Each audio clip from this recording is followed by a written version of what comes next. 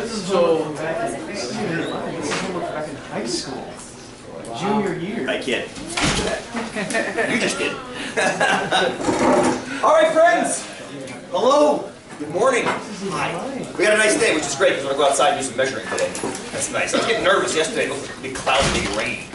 But then you wait 20 minutes and it changes. So hopefully it won't change in the next 45. We'll stay somewhat decent.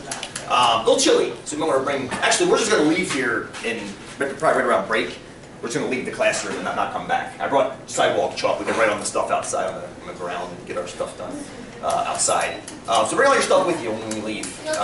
We'll just leave for the day. Thank you for all the stuff. The grade quiz you guys did on Monday is not graded yet, no pun intended. We'll take care of that one and the other ones. How's the project? Decent, decent. A little bit algebra, a little bit more algebra. It's a little more intense than what we were doing in class together, only because, and I don't know why it is, but for some reason when you start mixing and matching the more than one variable cases, it starts freaking people out. Maybe at first. Hopefully it kind of eased you into it by the time you were done. The reason for it is multifold, I guess. Multifold. What's that word? Multifaceted. Yeah, there we go. Because number one, we actually encounter these things in class from time to time. You've already seen a couple of them. You'll see more today. You'll encounter some of them in your lives. I mean, the opening scenario in that project was my friend Darren and me washing dishes at a dining hall and him trying to fix his car. So I mean, it's amazing where the idea of solving formulas will come in from time to time. You have to fix something at home, all of a sudden it involves, you look up something in a resource manual or your phone, and it gives you this relationship, and you have to deal with that relationship. So it's one of those skills, I think if you look at any mathematical branch, there's like 5 or 6 topics that are like the most important. And that's just one. That's one of those mathematical ideas that's wicked important. I don't think it's important for some of you guys that did the quiz, I called it Equation Bootcamp sequel, this guy here. Some of you, I was so adorable, some of you were trying to solve those manually. It's adorable. It's adorable. It's adorable. I find it adorable. And you can totally, I think you can do it for most of them. You can for the third. You can. You can. I just don't want you to. If you solve the third one, you get what's called a quartic equation. Quartic would be x to the 4th power. And because of the way I've set up that equation, I didn't do this intentionally, you can actually solve it numerically by factoring it as a linear and a cubic, and there is this thing called the cubic formula. And see, as soon as I start talking about that, I see like these faces just drop. Oh God, he's talking like that math talk again. And that's the thing, like, you can solve that manually, but by giving you the graph, how many of you, when you open that quiz, glanced over the graph, didn't really look at it, went right down to the equations? Exactly. That's the whole point, is that you need the graph to solve them. Right? That's the point, is then you look back up at the graph and you're like, oh my God, the solutions are right there on the graphs. And that's the thing about using technology, or in this case, well, I mean, technology made that graph. We'll be doing it in here too starting next week, where we're utilizing technology to actually create graphs that we then solve, which is just like that. I guarantee we won't have ugly stuff like that. We'll have different kinds of ugly stuff. Now, when I say different kinds of ugly stuff, beautiful things. I was watching my son play last night, dropping a ball and throwing it across the street to his friend, and I'm like, we're using that in class. Because I wondered, if you drop a ball from a height, and it bounces back up, and then it bounces back up again, and then it bounces back up, is there a mathematical relationship with how high it bounces back up? It's gotta be. There's gotta be. Now, I've studied it when you actually bounce it along the ground and you follow the path. It's called damped oscillation or something like that. But the height, the maximum height it comes back to, I want to study that. I have a theory, I have a guess as to what it is. I didn't Google it. It's so tempting, I didn't Google it. But I want to collect the data with you guys in class and see, and we'll change things. Like, we'll use a golf ball, we'll use one of these super bouncy balls, we'll use a flattened soccer ball and then a soccer ball inflated to the proper PSI, and we'll see if there's a commonality amongst all of them. I don't know if there will be, there might be, but we can graph it and look. That's the thing. We can graph the data, create something that looks like that, and then graph anything else against it. You see what I'm getting at? That's kind of the point, is that once you've mastered that idea, the world opens up as far as what you can do with it, which is kind of fun. Blake, go ahead. You were going to say something. We should also use a lacrosse ball, because... I was thinking about, that's a solid one, right? Yeah, I was thinking. The second bounce is always farther than the first one. But that's with force, right? When you throw it or something like that? If you drop it. Even if you drop it? I mean, the second one goes farther. I want to see that. With spin or without spin? Without. You can All right, we'll get one of those too. I was thinking racquetball. I didn't think lacrosse ball. I was thinking a solid core rubber ball, which would be a lacrosse ball. Cool, cool. So I have a collection of some of Mac's that I begged him to let me borrow. He got one at Cirque du Soleil last weekend with it's got lights in the middle. I'm like, please, can I please use that one? No! And last night he's like, okay, maybe a day. So we'll get all that stuff in here. I got some technology that'll actually measure the bounces, I think, for us. If we don't have that, I'll just have you guys tape stuff on the wall. We'll use that. So, but anyway, the point of that story is the fact that once you have the data, you can then make those graphs through the data points, which we'll start doing on Monday together. And then once you have the graphs, it's just the math on the graphs, which becomes that. Does that kind of make sense? So I wanted to make no, ish. It's what it is. That's what I want to do a lot of in this class is modeling data. You sounds like you've done something before, Francis. Oh my God! Did you do it manually or with technology? A little of both. A little of both. We're going to do a lot of the second. It's kind of confusing sometimes to get stuff mixed up where it's supposed to go. I totally understand. That's why we're going to rely heavily on technology to put everything where it needs to go. We're going to get the output and deal with the outputs. It's amazing to hear you say that because it happens all the time in all of my classes. Yesterday in 243, we were going through standard deviation, the derivation of what this thing called standard deviation is, which is wickedly important. It's why you can laugh when you read a newspaper headline that says, unemployment was at 7.4%, now it's at 7.5%. It's out of control. You can laugh at that headline because the headline is meaningless, because it's ignoring what's called standard deviation. So I was showing the kids how to walk through the calculation of what standard deviation is and what it measures. It took 2 boards to get it all done. But we did it step by step by step by step. And by the time we got to the end, I asked, and why were we doing this again? And they got back to the beginning, and they said, wait, let me go back. And they went back, and they said, oh, it was to measure this change around the data. But they had forgotten that by the end. Much like you said, I forget what goes where.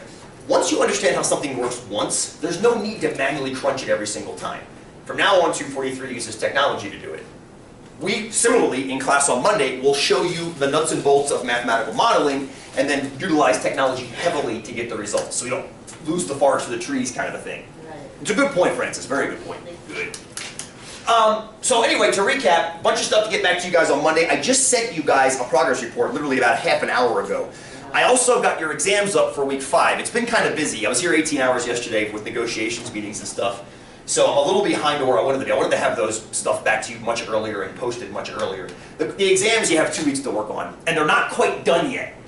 They're not quite done. So the exam has so far 2 questions on it, and it's going to have a 3rd. The first question is about Pilot Butte, and it's about grade and Pilot Butte. So if you've ever walked the Pilot Butte Trail, it deals with the grade on that trail. And I say there's 2 questions. Those 2 questions have like 6 or 7 subparts for each one, so it's not like there's one question that's worth like 80 points. It's like 5 point, 10 point, 5 point, 10 point. That makes sense? Kind of broken up. So the first question deals with grades measured on Pilot Butte. The second question deals with similar triangles, which we're going to start today. That was the topic of today. We're going to go outside and measure some trees using these things called similar triangles, which we're going to get into here in a minute. And the third question is going to deal with grade again. It was the Iowa Street problem. And what I did yesterday, on my way to my physical therapy appointment yesterday, I put my GoPro on my handlebars of my bike and rode down Iowa, while my cell phone was keeping track of my elevation data down Iowa. And it was great because I almost died twice. It was totally rad. Totally rad. Once a car came flying out of a side street with a stop sign, didn't bother stopping for me. You can see it on the camera, I have to swerve around them. And the second one, there was a construction crew in the middle of the road, right where Iowa drops steep. And I couldn't see them because they were down below the horizon. That's how steep Iowa is. 6-foot-tall people were hidden behind the horizon. And I was screaming down, and I saw these people, oh! You can actually hear the brakes. As I come to like a stop at a track stand, the guy turns around, he's like, huh, go around. So anyway, you got a video. The video I have to edit, and what I want to do is I want to put the elevation markers in the video, so you guys can pull the elevation markers, make yourself your calculations off of those elevations. Kind of like the quiz you just did with my commute, with the elevation, this starting, this stopping, and so forth and so on. But I'll have those pop into the video so you can pull those numbers off of and you can actually see where I am. And you can make a correlation between high drops in elevation and the speed that I'm going on the bike. That's what's kind of cool about it. Does that make sense? It will make sense when it's about a minute-and-a-half video tops. It was freaking fun going down that road. Yeah. Did you get to hear you scream? I haven't decided what. Oh, I didn't scream. The brakes were screaming. No, I was in my head. I was freaking out. I'm not sure you'd hear it anyway because the GoPro's in a case on my handlebars, and I'm not sure if much sound would come through. Oh, I'm also thinking about putting like a death metal song to it, just because it's a minute and a half of just chaos. I might just put a soundtrack to it too. We'll see. Yeah. So anyway, that I put 75% of the exam up so you can start working on it if you want to. This one I'm hoping to get done during office hours today and have I'll re-upload the exam with the questions for the video on it too. So the exam as it is won't change except it'll get added, 25 points will be added to it. Make sense?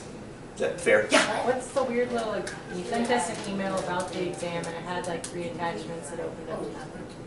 It's about the exam. I just checked. 3 attachments? Yeah, it had like weird little DX something number attachments on the top. I don't know. Those are email distribution lists. DLX blah, DLX blah, DLX blah. So I didn't need to open. Those were, they showed us attachments?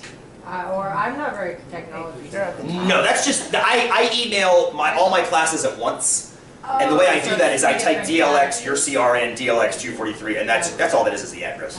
So no attachments. Everything, you know where the exams are. It's in the calendar. They're in the calendar, in the schedule, exactly. So they're linked in week 5 now. Not next week, but the week after. Plenty of time to get through them. What they'll feel like is a bunch of quizzes kind of together, which is essentially what they are. It's kind of like looking back at all the topics. I didn't put any boot camp equation stuff on there. I figured you guys had enough of that. And we're going to be dealing with it in class anyway constantly. There's no need to smash that over your head again. Although you're getting used to it. It looks like you guys are getting used to it now, which is good. It's not going away. I just didn't want to inundate you with thousands of little tiny problems on this exam.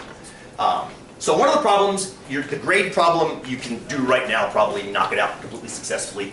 The measuring the tree problem that's on there with the river with the rabbit squirrel, that one, after today will make sense. It might not make perfect sense after today, but after today and some thought about today, it'll make a lot more sense. So, cool? And if anybody forgot about the project that was due today, somebody's sitting there going, he keeps talking about this project. What the hell he's talking about? I have what's called a rainy day quiz coupon. Quiz coupon. If you open up the schedule page, at the very top it says rainy day coupons here, big link. There are 3 of them. One of them is for a quiz. I mentioned that briefly, how you can, if you screw up on a quiz, you can resubmit it and get all the points back. I will return you the quizzes that I have, and I'm going to do it when we're down on the field together. I want to get us outside to make these measurements. So at the end of class, I'll return all that stuff to you guys. That's quiz coupons. There's an exam coupon I don't want to talk about right now. We'll talk about it when it makes sense. There's a rainy day project coupon though. If you walk into a class the day a project is due and you've totally spaced it or you just know you're not going to have time to get it in, it buys you an extra 24 hours. And you can submit that 1 day late with the coupon attached to the project with no penalty. So right now, you may have noticed that all of you have 5 points on your progress report in what's called the rainy day project coupon area. That's 5 extra credit points. You keep that until you use the coupon, and then it goes away. Most people never use it, which is why some of you have 150% average right now. Because if you only turned in 1 quiz, you have 10 points if you got a perfect 10 on it. Plus your 5 extra credit is 15 divided by 10, which is 1.5. As a percent is 150%. So right now, a bunch of you have over 100% averages because of that 5 points. It becomes less and less meaningful point-wise as the term goes on because you start having hundreds of points and 5 points isn't that much anymore. But right now, it's a lot of points. So does that make sense? If you ever forget to turn a project in, you can submit that 1 day late. So if anybody forgot the project today, you can bring it by tomorrow and put it in the office under the door with the coupon attached. All is well, no penalty, except for losing the 5 extra credit points. Whew, that's a lot of admin stuff. I apologize. The rabbit squirrel thing didn't freak any of you guys out, did it? It did? Okay. You'll see it and you'll be like, oh, that's a little cute little rabbit squirrel. Want to stay away from it though. So. That reminds me of Sandy the squirrel from SpongeBob. Sandy the squirrel. I never watched SpongeBob. I watched Scooby-Doo and the Transformers.